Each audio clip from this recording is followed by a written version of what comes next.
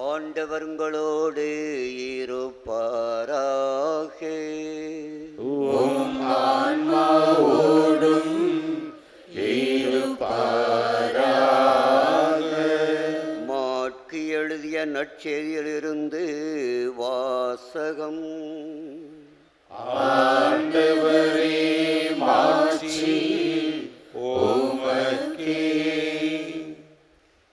4ஆம் அதிகாரம் முதல் 20 வசனங்கள். அக்காலத்தில் இயேசு மீண்டும் கடலோரத்தில் கற்பிக்கத் தொடங்கினார். மாபெரும் மக்கள் கூட்டம் அவரிடம் கூடி வர, அவர் கடலில் நின்ற ஒரு படகில் ஏறி அமர்ந்தார். திரண்டிருந்த மக்கள் அனைவரும் கடற்கரையில் இருந்தனர். அவர் உவமைகள் வழியாக பலவற்றை அவர்களுக்கு கற்பித்தார். அவர் அவர்களுக்கு கற்பித்தது, இதோ கேளுங்கள். விதைப்பவர் ஒருவர் விதைக்கச் சென்றார். அவர் விதைக்கும் பொழுது சில விதைகள் வழியோரம் விழுந்தன. பறவைகள் வந்து அவற்றை விழுங்கிவிட்டன. வேறு சில விதைகள் மிகுதியாக மண் இல்லாத பாறை பகுதிகளில் விழுந்தன. ஆகவே மண் ஆழமாக இல்லாததால் அவை விரைவில் முளைத்தன. ஆனால் கதிரவன் மேலே எழ அவை காய்ந்து வேர் இல்லாமையால் கருகி போயின. மற்றும் சில விதைகள் முட்செடிகளிடையே விழுந்தன. முட்செடிகள் வளர்ந்து அவற்றை நெருக்கிவிடவே அவை விளைச்சலை கொடுக்கவில்லை. ஆனால் இன்னும் சில விதைகள் நல்ல நிலத்தில் விழுந்தன.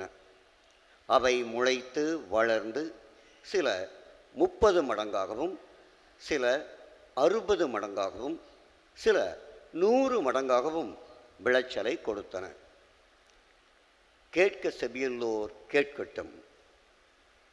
அவர் தனிமையான இடத்தில் இருந்தபோது அவரை சூழ்ந்து இருந்தவர்கள் 12 சேர்ந்து கொண்டு உவமைகளை பற்றி அவரிடம் கேட்டார்கள்.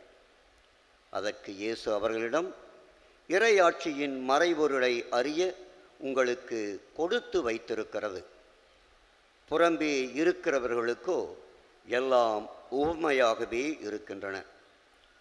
எனவே அவர்கள் ஒருபோதும் மனமாறி மன்னிப்பு பெறாதபடி கண்ணால் தொடர்ந்து பார்த்தும் கண்டுகொள்ளாமலும், காதால் தொடர்ந்து கேட்டும் கருத்தில் கொள்ளாமலும் இருப்பார்கள் என்று கூறினார். மேலும் அவர் அவர்களை நோக்கி, இந்த உவமை உங்களுக்கு புரியவில்லையா? பின்பு எப்படி மற்ற உவமைகளையெல்லாம் நீங்கள் புரிந்து கொள்வீர்கள்? விதைப்பவர் இறை வார்த்தையை விதைக்கிறார். வழியோரம் விழுந்த விதைகளுக்கு ஒப்பானவர்கள் வார்த்தையை கேட்பார்கள். ஆனால் அதை கேட்டவுடன் சாத்தான் வந்து அவர்களுள் விதைக்கப்பட்ட வார்த்தையை எடுத்து விடுகிறான். பாறை பகுதியில் விதைக்கப்பட்ட விதைகளுக்கு ஒப்பானவர்கள் இறை வார்த்தையை மகிழ்வுடன் அதை மகிழ்ச்சியோடு ஏற்றுக்கொள்கிறார்கள். ஆனால் அவர்கள் வேரற்றவர்கள், சிறிது காலமே நிலைத்திருப்பார்கள். இறை வார்த்தையின் பொருட்டு இன்னலோ இடுக்கண்ணோ நேர்ந்த உடனே அவர்கள் தடுமாற்றம் அடைவார்கள்.